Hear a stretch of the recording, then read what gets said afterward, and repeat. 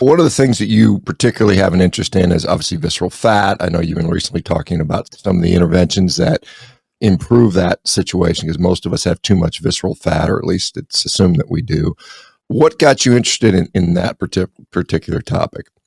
Yeah, I got myself pretty healthy, cutting out carbs and moving away from processed foods. And then I actually met a fellow physician who was a researcher from the UW, kind of up in your area. And he was at the University of Washington studying atherosclerotic cardiovascular disease.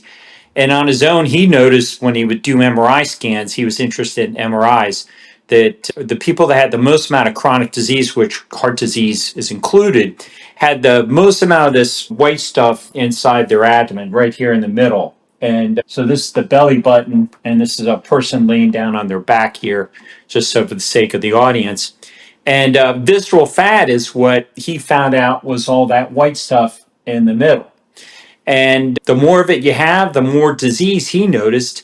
And he started studying it. And probably about 4 or 5 years of studying it afterwards, he met me and he invited me to join his medical practice because he scanned me. He bought a MRI scanner. This guy was very serious about his research. And got an MRI scanner and scanned me, and I was terrified. I was like, I didn't know anything about visceral fat, but he let me know in the hour or two that we talked, it was really bad stuff. And when I got scanned, I fortunately did not have hardly any inside of me. But I was pretty excited right from the get-go and started studying and joined his research practice. And then we got a grant from the National Science Foundation based on our results, and we studied it for another 7 years and in over 6,000 people, Americans. And we looked at their stated cardiovascular, or sorry, not cardiovascular, but chronic disease, anything they had. We looked at whatever was on their medical problem list, tracked it to the elimination of visceral fat. And it was just astounding how much better of a marker it is, Sean, than cholesterol. And I like to say, I'm going to say it to you, and I like to challenge every carnivore influence out there. We just got to stop talking about cholesterol because I think we're playing into the enormous distraction value and technique that I think conventional healthcare, big pharma, big food processing, everybody's got a share in this problem with disease in our country. And if we're not going to use the right metrics, how are we going to get better? So I've long abandoned cholesterol for the sake of looking at more direct models of disease. And I use the ratio, I look at the two metrics when it comes to research, signal to noise. And signal is what really matters. Noise is distraction. And the problem with cholesterol is it's just got way too much noise. So I like push it away. We need to stop talking about it. If I could get Donald Trump, I'd say first rule, first law you pass, executive order, and make it a crime for anybody who talks about cholesterol because it's freaking just confusing people and it's keeping them from what really is going to get them better, which is paying more attention to these deadly fats inside you. And then how your body changes. Look, how your body looks matters. And if we're just going to talk cholesterol, we can let people be obese, patently diseased, and walk around in their life. But if we really track metrics that really matter, you're going to see that you're going to look better, you're going to perform better. And that's what we've done for hundreds of thousands of years in our species. And I think it's time we get back to it. Yeah, certainly. I think one of the reasons we measure these sort of lipid values in the serum, it's just this easy to do. It's just like convenient. And so we've built a whole practice around serology, and it's just that's something we can easily measure. I don't know how useful it is, but we'll just make a whole science around that, and we find some associative data. And so I certainly agree with that. Obviously, visceral fat is harder to measure accurately. Obviously, you can tell me more on this, but obviously an MRI is going to be probably the gold standard, I would imagine. And to your point, there can be somebody that's in horrible condition, and they've got low cholesterol, and their doctor's patting them on the back. Good job. And it's, are you kidding me? This is ridiculous. And yeah, I definitely agree. I do think how you physically are put together, how you can perform, and all those things are probably more predictive of certainly health span. And who knows about lifespan? I always tell people that lifespan stuff is too much of a guess to know. So let's just talk about that. Measuring visceral fat, obviously you use an MRI, but I know there's other metrics that you can look at that kind of point to that. There's other sort of, because not everybody has access to an MRI, obviously. It costs money. It's not cheap. How do we assess this for most people, or they Yeah. can't afford the So MRI? great. Yeah. Wonderful question, Sean. So one of the things that you could do as a kind of a proxy for an MRI or poor man's MRI is just pay attention to a particular measurement in the abdomen. We talk about hip to waist ratios and different ratios in the body, but if you track the sagittal abdominal diameter, okay, so that's the diameter of your abdomen in the sagittal plane. So this is your belly button and this is your back. So how wide you are at that belly button you correlates to how much visceral fat you have in there. So this person has an enlarged amount of sagittal abdominal diameter compared to, let's look at this individual here, give you a better idea of a much smaller.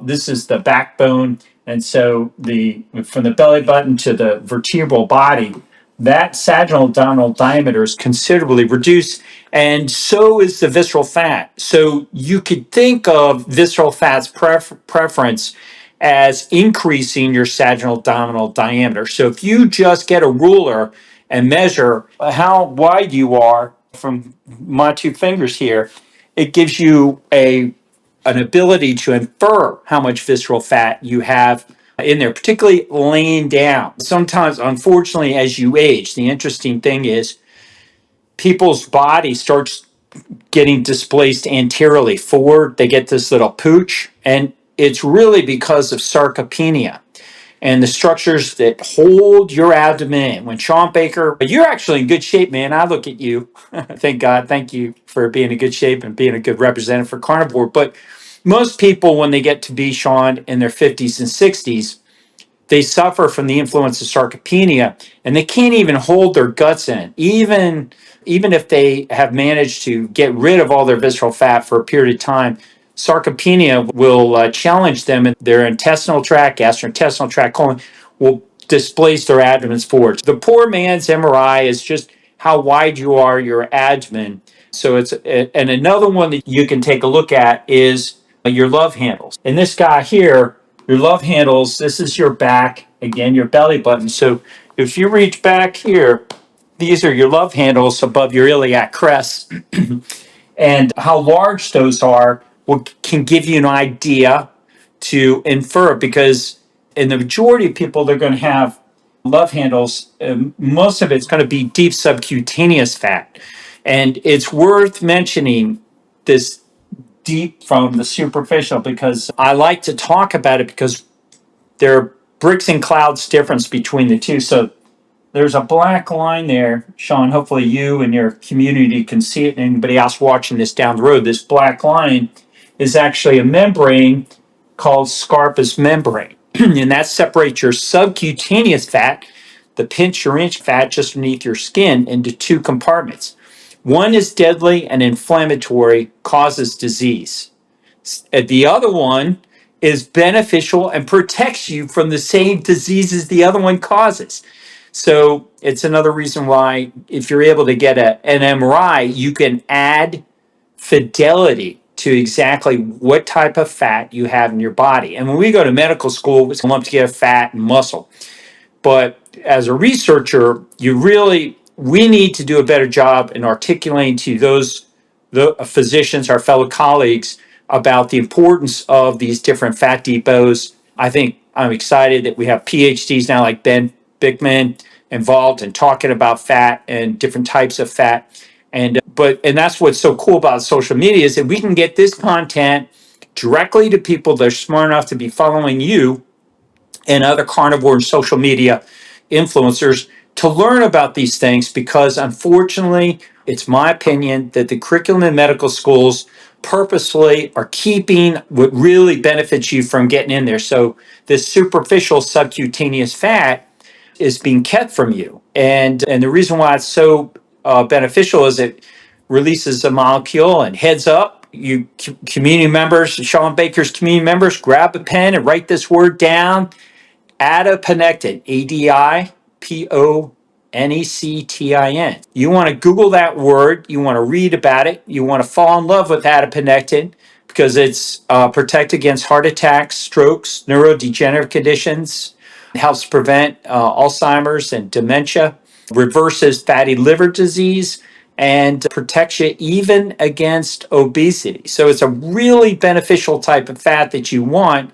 And I'm proud to say I have a six pack, but you can't see yet because my six pack is concealed by a layer of superficial subcutaneous fat. And you're not walking around too many times without a shirt on, but I think I see some of that good superficial subcu fat on you, Sean Baker. And you want to have that. I think the bodybuilder community, as much of a positive contribution as they have made, I'm a little critical of them because they promote the six pack, and it's a relatively new phenomenon that we did not see much in our society and our species until recently. So, like obesity is growing, so is the loss of superficial subcutaneous fat and this promotion of it's a degree. I don't want to diagnose anybody with this unnecessarily, but body dysmorphia. So I actually think what you really want to have is a body more like Sean Baker. You want to have a lot of muscles. You want to have some superficial subcutaneous fat. You do not want to have the absence of any super, where you see striations and you got no body fat whatsoever. But you don't want to be obese, and you don't want to be anorexic. So there's a sweet spot, and I like to say it's Tarzan when you and I grew up. Tarzan, Johnny Weissmuller, Saturday mornings we used to watch that. Those actors back in the days in the 1960s and 70s had a little bit of that sub-Q fat on their body, and they had nice muscular builds, and they were healthier. So superficial subcutaneous fat causing adiponectin, in my opinion, is important to preserve your health. Yeah, it's an interesting perspective. As you mentioned, in wild humans that are indigenous, and obviously we don't have access to what we look like 105,000 years ago, 10,000 years ago, very, very, very likely. But you never see anybody walking around ripped. You don't go to the jungles of Bolivia and see people that are shredded at 5% body fat. They're usually, like you mentioned, they're lean.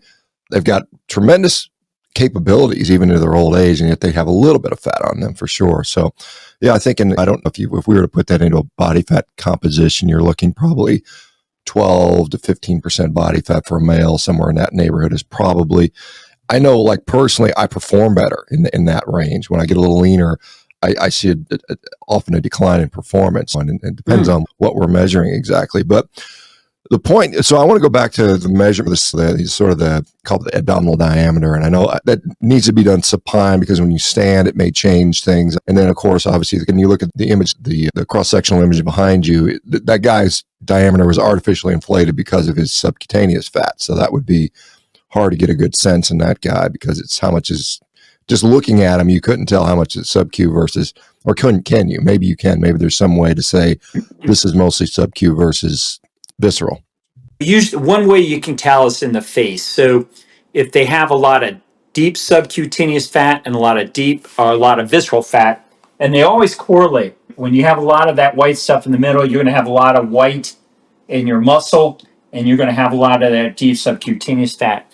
And what you end up getting is a degree of facial inflammation. And facial inflammation is a little vague, but everybody's picked up on it in their face at some point. Your face can change pretty dynamically. It's interesting if you track photographs in relatively short periods of time, it can change. So if you go to photographs, and I'll just grab one here to give an example of a low, a higher degree of inflammation and a lower one. This is a radiologist, Sean, who's given me permission to show her face, and this is Dr. Anna Rosa, and she's the only radiologist in the world now who reads visceral fat. And this was Dr. Rosa before she accumulated visceral fat, and this is Dr. Rosa now or after she accumulated it. So it causes a puffiness, it causes some widening, but it's not just for being obese. It's really having this inflammatory fat.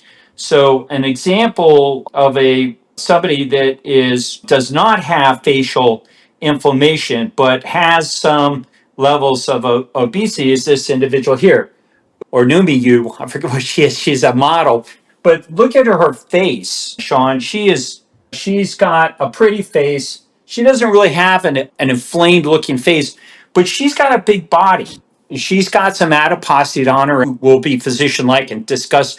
So the fat that she has is stored mostly on the outside and is going to be, to your question, more superficial in nature as opposed to the deep visceral fat or deep subcutaneous fat or the buried visceral fat inside of her abdomen. So, one way to tell if somebody has visceral fat will be, and it's more the influence of it. Okay. So, I could open up you or myself and put a huge amount of visceral fat. It's not going to change our face for a while, but over a period of time, it's the molecules that get secreted, the inflammatory molecules that get secreted that change your body's tissue, and including your face. So our face is a barometer of our health. And so your face really tells the story of how healthy you are and how well you're living. But it's over a period of time. Keep in mind, these are snapshots. And so my client patients that work with me, I get them to take photographs of their face, their bodies, their abdomens, their profiles standing on the side, and measurements, and watch how much that changes over a period of time. So hopefully, for community members fortunate to be listening to us today, they can learn that and start doing it themselves, and it give them a rough idea about how they're doing visceral fat based on their face. And it really does change over a period of time. And I'll just show my facial photographs over about 6 photographs when I'm in my 20s till where I'm 48 there, and my face is maximally inflamed. Boy, it's hard to get that thing to cooperate. Sorry, I'm in this hotel. But my face is a lot more inflamed there. And then age 53, here I'm 48. Now I'm 61. My face has got a lot more leaner, a lot less inflamed because I just have vanquished visceral fat, inflammatory fat around my heart, fat in my muscle. I declared war and I got rid of it. That's what I do. That's my jam, man. What you say visceral fat is bad for us? What is it? Why? What is it associated with? Does it drive heart disease or cancer? What do you think it's associated with? Yeah, so great question. And everybody's listening probably loves the fact that you just answered that. So one thing I would challenge everybody to do is whatever medical condition you have, whatever ails you, put it in Google, comma, visceral fat, and you will see it's been studied. It's already been associated. Causality is a difficult thing to do because we'd have to actually cause people to get visceral fat, put it in, it would be unethical to us to actually do that. But we can show pretty strongly the correlation and association with visceral fat with all these, whatever ails you. And you know what? If you're going to wait around for causality to be proved, you're going to endure a lot of disease. So I challenge people to be the N of one, study yourself, get rid of your visceral fat, and you'll find out. But the mechanism are these inflammatory molecules, interleukin 6, tumor necrosis factor alpha resistant, adipokines that are actively being secreted by this body of inflammatory fat inside of your abdomen and even around your heart. Maybe I'll show this for the first time in Sean Baker, okay? I'm going to release this. I'm going to show some scans I've never shown before. So it's a year of politics. I won't go into politics right now, but let's look at this guy. This guy is an attorney. He's given me permission now for President Trump. Okay, we're not going to discuss politics, but I'll just mention he's an attorney for at least former president, so pretty sharp guy. And this is him when he was eating crappy food. Now him going carnivore, and so he's changed quite a bit. But look at what happened inside. So this is his right lung, left lung, and right in the middle of your lungs is your heart. So when he came to me in July of this year, he had this big chunk of fat surrounding his heart. So that's heart fat, which is kind of a form of visceral fat. And we see it correlates when you get a lot of visceral fat, you're going to get fat around your heart. And this is visceral fat poking up into his lung right there. But look in just 3.5 months, Sean, how much he eliminated that heart fat. This guy he's an accomplished trial attorney. One of his clients is former president of the United States. This guy is a biological badass. He was incredibly motivated. He came, and I'm just super happy how much the results. But look at his sagittal abdominal diameter there in July, and then August, 1 month later. That's blow it up a little bit for the sake of seeing it a little bit better. You can see that red line is bigger than the blue line, which is still bigger than that yellow one. So he keeps eliminating visceral fat inside of him. He suffers with AFib. He's given me permission to go on social media and tell people about these healthy strategies to live better and get rid of this, because he spent a cardiologist all over the country and nobody told him about visceral fat or fat around his heart and the association with atrial fibrillation. So if you're listening today and you got AFib, you need to Google heart fat, and in particular, it's called epicardial fat or pericardial fat, and see the association that those fat bodies of fat around the heart and visceral fat in the abdomen play and have with atrial fibrillation. You don't want to be playing around with AFib. Your risk for having stroke in certain populations, people have it. It's a huge risk factor for cardiovascular disease, and you do not want to have atrial fibrillation. So get rid of this. It would be a great thing to get rid of this visceral fat and pericardial heart fat if you have AFib, but it causes and associated with so many other conditions that I just would encourage anybody in your community, Sean, that if they're serious about getting healthy and they're eating carnivore, to track these dangerous fat depots, because every time you get going on carnivore, it's my number one strategy. It's what I see as a dietary pattern to get rid of these dangerous fat depots the fastest and most effectively is get people eating meat, predominantly meat.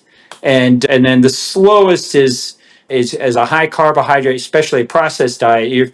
You're not, we'll never even get you off. We'll never get rid of it if you're eating processed foods.